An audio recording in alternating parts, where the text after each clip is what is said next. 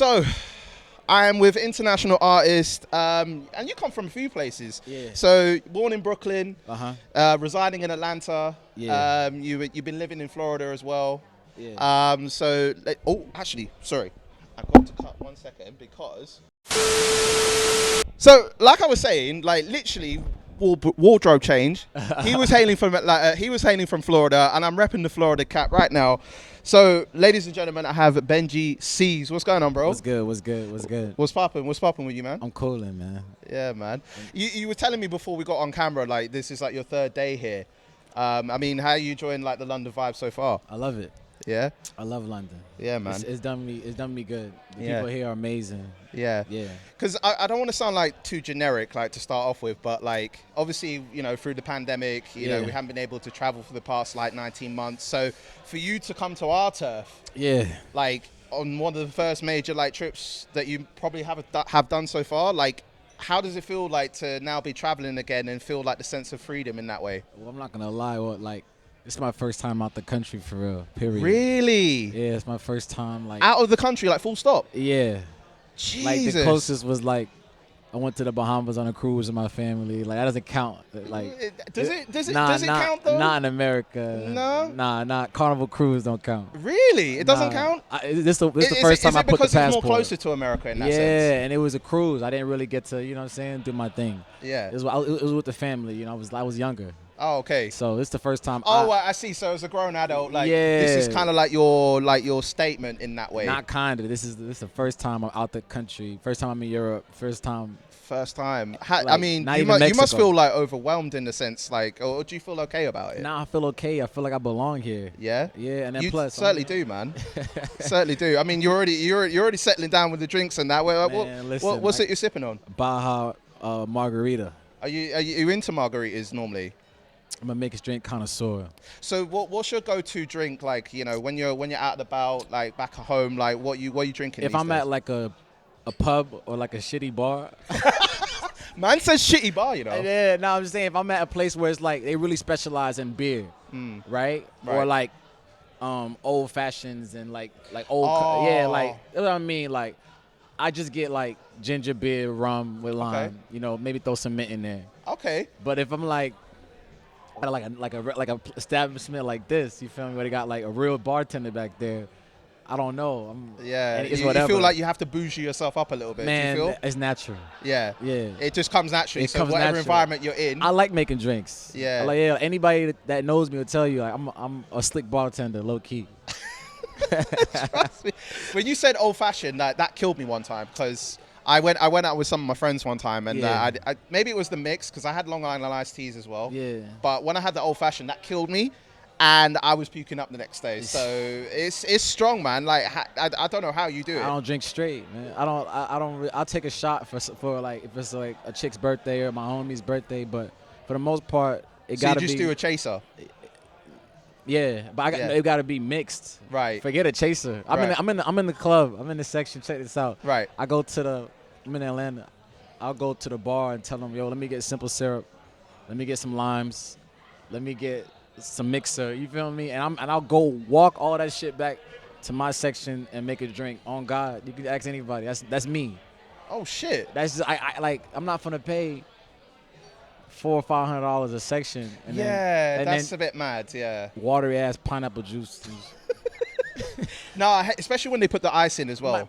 My G, it's terrible. Like it's too watery. It's terrible.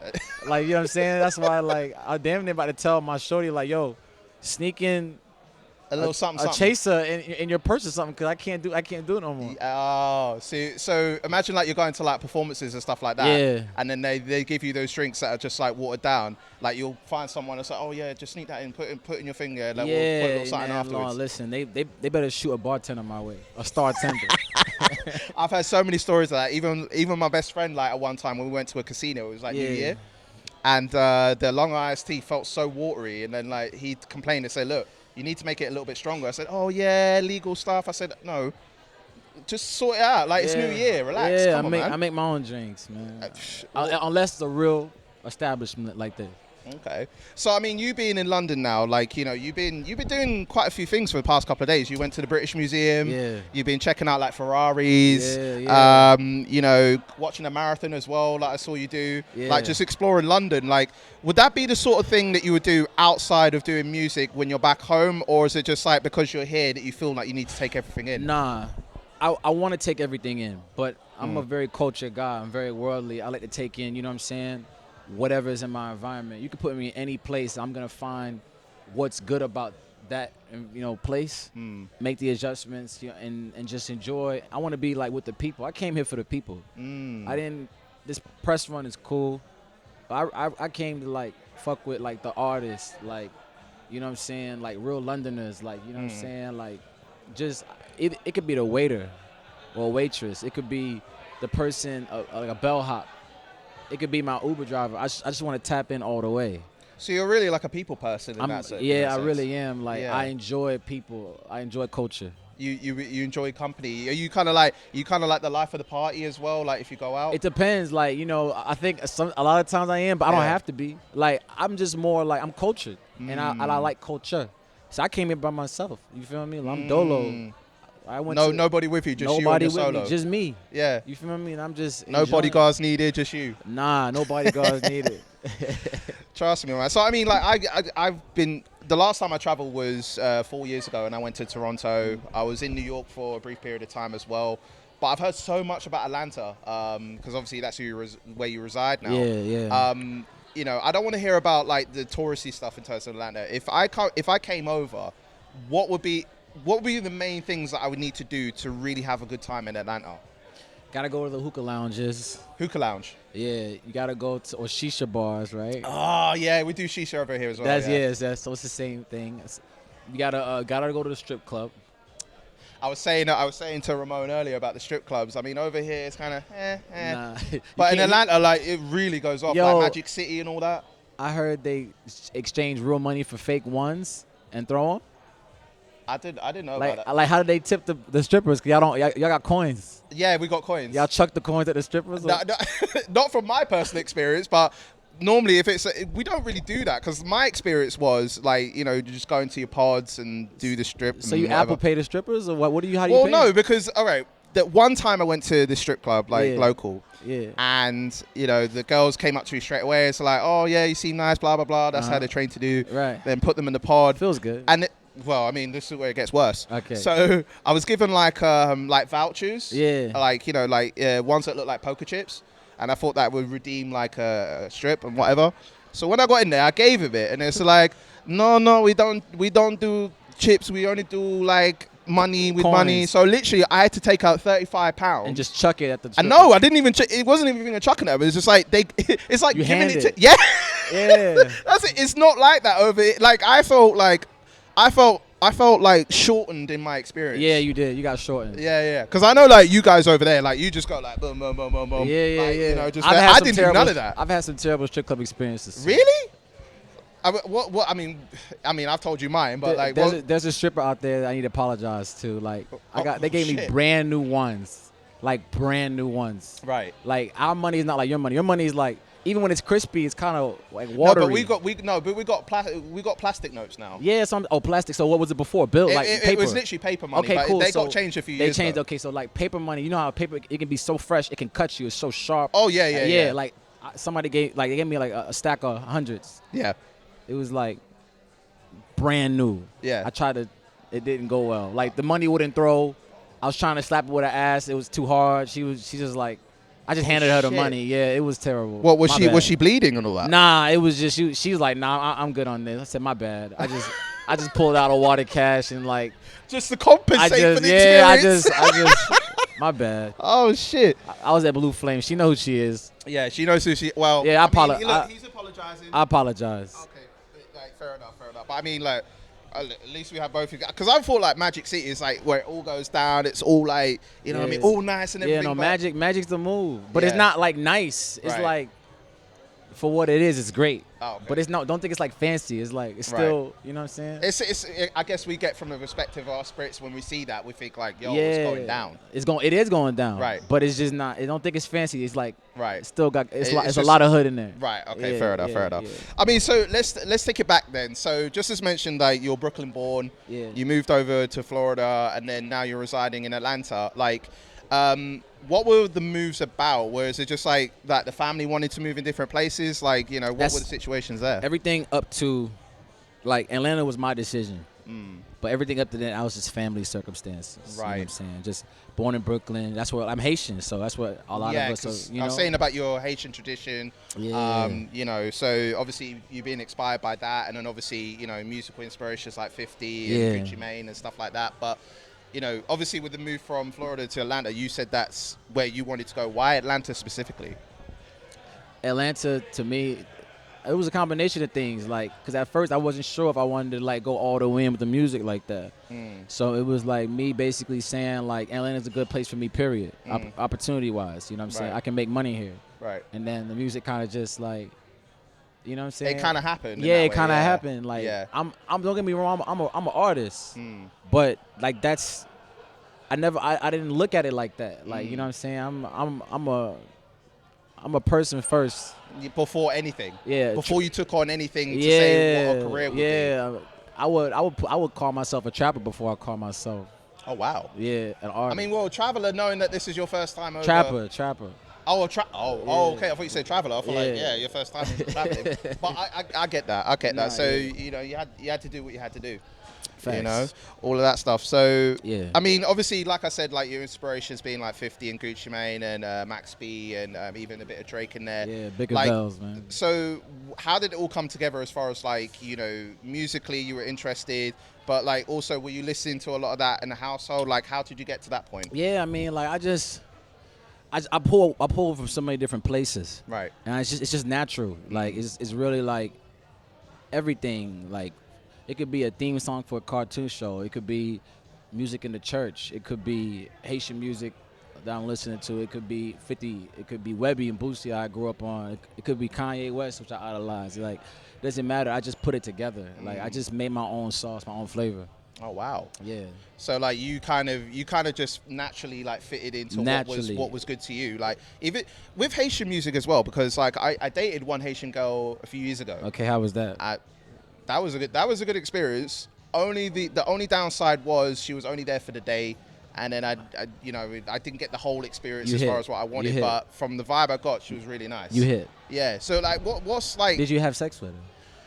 I wish. I got to the hotel, but then she had to leave like literally an hour later because she had to fly back. So okay. You know, but gave her a kiss. It was all good. Hey, it's all good. Yeah. I got something in the end. You got some player in you. But she was beautiful though. Like in terms of the way, like I love Haitian women. Yeah. Like what's the Haitian culture like? Like, I mean, there's two sides to the fence. I think that's the way with a lot of Caribbean cultures because you got the church influences the culture so much. Right.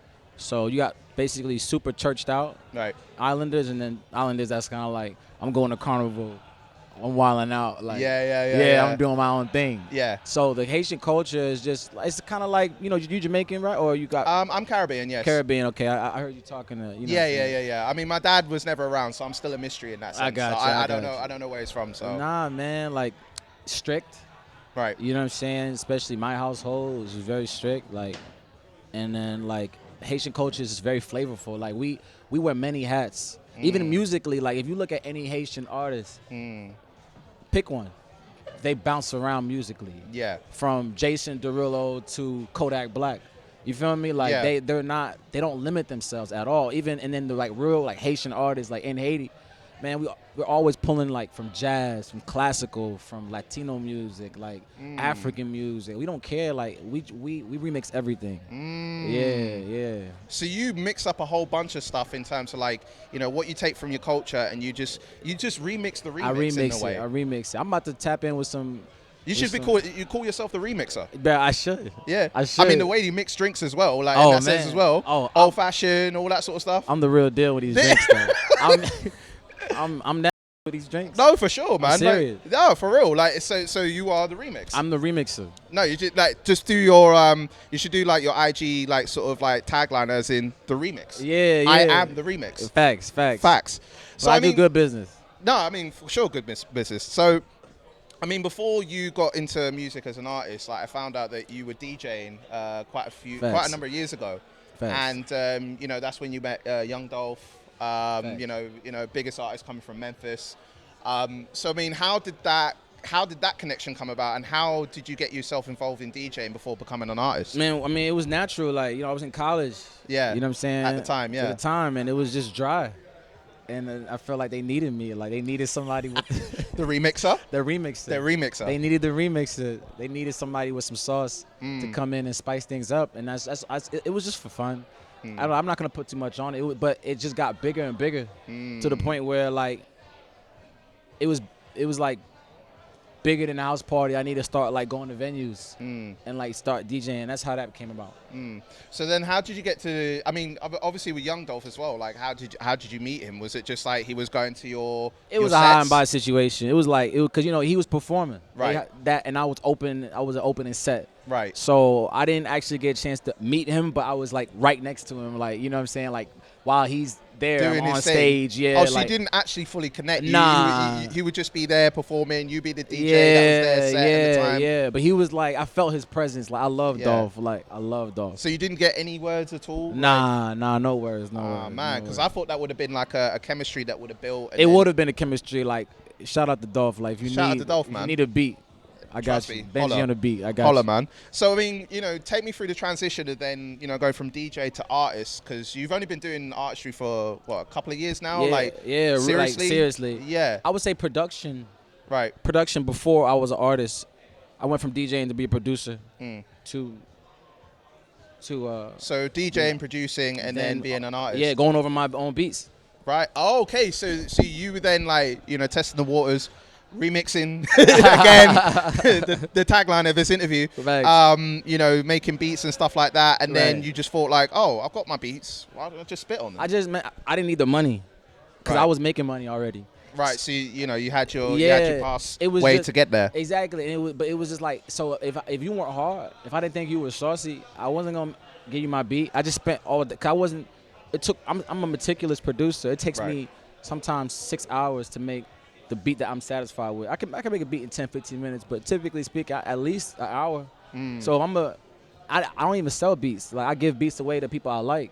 Wow. Yeah, like so if I didn't like you, so you're a giver to the right people. Yeah, like I'm like you said, people person from the very beginning. Yeah, I'm a culture person. So yeah, you gotta be, if you love the culture, you gotta love the people. Right. You know what I'm saying? So okay. So it's interesting, like how you got to that point in, you know, being an artist now, and obviously a lot of your stuff is very melodic as far as trap. Yeah. You know, ironically, you say you were trapping before, and then you get into the trap music. Yeah. You know, and what was also interesting to me, because in an interview that I saw you do, you said that the industry, like especially for black men, is like you know, you said it was pretty terrible, and you said that if you were liking what your son would do, that you failed as a parent. Right. And obviously with the TikTok generation now, like social media's become a big thing as far as, you know, you can make it on one song through a platform of social media. Do you take the value of tradition as far as like how you see yourself as an artist, as far as being aware of what's going on? It's everything to me. Right. I think sometimes it hurts me, but one thing about me, you're gonna get honest music. Right. That like, and like well produced, like good music. Right. Like I can make a good song in my sleep. I'm just waiting for like the ice to break, but like I can crank out good music all day because I'm like I said, I'm meticulous with my process. So like I feel like I wish I was in the mixtape era. I wish I was with, you know, in the even though there's some bonuses to doing it this way, but I like the fact that you had to be about what you say you about. I like the clout, the real clout, not clout chasing, but you had to have some name in the, you know, in the whatever you were doing to make it. Now it's just a lot of goofy shit, which is good because it opens the door, because you know you got a lot of gatekeepers that don't want you to make it, and there's less gatekeepers now with all this TikTok and instant IG, but the right kind of gatekeepers are necessary to keep things pure. So how do you balance the idea of like knowing what the social media generation is saying with your traditional values? How do you manage to balance it, knowing that, you know, you say there's a lot of clowns out here as far as like what artists are doing now. So how do you balance all that? A good team, like Right. just make sure I'm surrounded with a good team that's making sure, like, hey, you need to be on TikTok. Hey, you need to be on Twitter. You need to, you know what I'm saying? Like, I'm a natural, like, I feel like I'm a natural. I just want it to come naturally, and I think that a good team will at least allow you to be natural while still making it happen versus like letting it come to you. Yeah, I mean, you've been active with the music as well, because you know, Seasick you just released the other day. Hard, and like even with the video, like, you know, the women that you had in there. Oh my god, oh my days. It's a movie. you went in with terms of, I mean, do you even have a type as far as like the type of women you go for? I got a type. You got a type? Should I say it? I mean, like, free for all. I don't want to knock any woman. Sure. So first of all, I think all women are beautiful. All women are beautiful. For the record. All women are beautiful. Well, I mean, but there's nothing wrong with having a preference. Yeah, but all women are beautiful, but not every woman is gonna be called beautiful. Every woman's beautiful in their own way. I'll say that. Ooh, I like how you came with that. I like how you came with that. Because there's still beauty standards. Sure. That women, they know. You know the beauty standards. Yeah. So, but I gotta keep it G. Like I feel like there's beauty in everything, everybody, every woman. But I would say like my type, being a dark-skinned man, I want a dark-skinned woman, natural. You know the Wizkid song, that brown skin girl. Like anything light brown to dark chocolate. Ooh. Like, you full know, chocolate all the way, man. As dark as it can get. Like, I love it. I mean, I had a type. Yeah. But now that my type has expanded even further. So like even down to, you know, dark skin chocolate, I love that as well. Yeah, but I mean, I think Asian women are beautiful. You know what I'm saying? I think white women are beautiful. I think, you know, Indian. You know, I think I hit the main like ethnicities or, you know, like, you know, Arab, all that. But all of that, I'm just, there's like, when we're talking about connection, I just see myself with whoever you connect with most. The most. Matter. Yeah, and I think I do connect with brown women like the you most. Said, people person. Yeah, exactly. People person, remixer, all exactly, of that. All of that stuff. I mean, even with like, you know, Trap School, like with Young Scooter, J-Pay with East Side Joy. Jody, sorry. And I actually love that track because it's very melodic. Like, you know, I love how you project yourself on the track. And there's one line that stood out to me, and you said, I spent about $250,000 on jewelry, Rico going cray cray. Yeah. Is that the most expensive thing that you bought for yourself? Yeah, so I spent $250,000 on jewelry, my neck and my wrist going cray cray. Yeah. I mean, you gotta do what you gotta do. You know what I'm saying? I gotta do what I gotta do. Out there, but still. But yeah, like that's by far like the jewelry's been the biggest expense. I want to change that. Right. Like I want to. You want to change the narrative of that? Yeah, I want to. I'm building a house right now. Okay. Yeah, that's gonna be my biggest expense. Okay. So I mean, you're not even coming with you. You coming nice. I'm calling nice. Yeah. Calm and relaxed. Yeah. I'm not. You know, I'm in London walking around. I got. You know what I mean? I gotta like, be low just key. Taking it all in, man. Yeah. Trust me. So I mean, it's been, you know, we've got 3 more months until the end of the year. All right.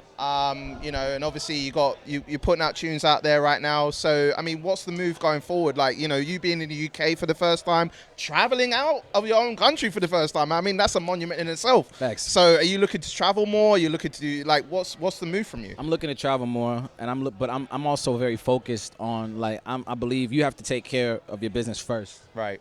A lot of people they don't know how to push back self gratification. Right. They don't know they really it's like any win for them is like, okay, now it's time to celebrate. Now I'm not saying you shouldn't celebrate your wins. Right. But it's like I have a goal. I'm trying to get there. I don't really care about the petty shit. I don't really care about like how much countries in my passport. Right. If you told me I'm not gonna travel, I'm gonna travel one time. In my years, right?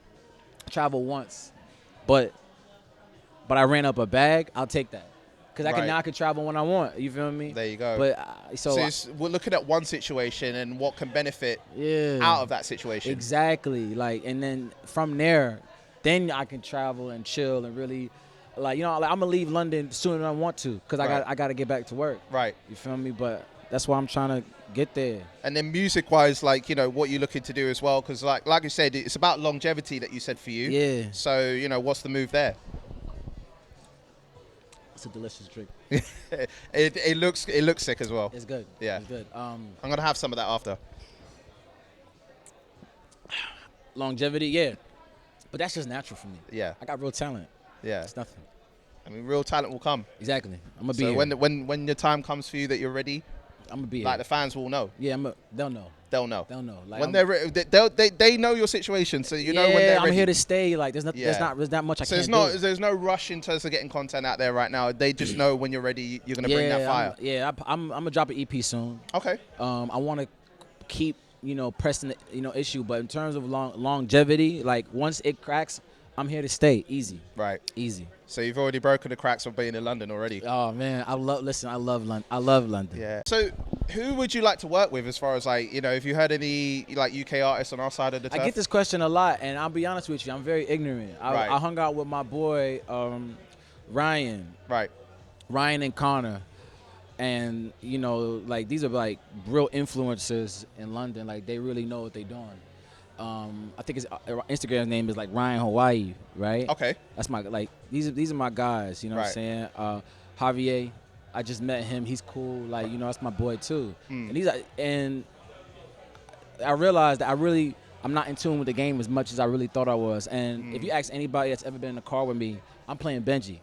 Okay. So you're a fan of your own work. I wake up to Benji. I go to sleep to Benji. I don't really know, but that's the way to go. Yeah, but and me talking to a couple UK, you know what I'm saying, people, seems like Jay Huss and Dave are kind of like my speed because they're versatile, they have meaning, but at the same time they'll have fun with it. Yeah. You feel me? I feel like they're authentic, you know what I'm saying? Like people person, remixing, exactly. Bringing it all together, authenticity. Yeah. I see what you're doing, man. I love the drill, but I'm just attracted to like versatility because I guess that's what I am. So you're not really like full like conscious, but it's just like you like that sort of. Nah, yeah, you should. To me, your music should be conscious, based on like who you are. Like my music is conscious. I'm just not putting it in your face. But I'm not. I'm talking about getting money. I'm talking about like your experiences. Even the way I talk about women. Right.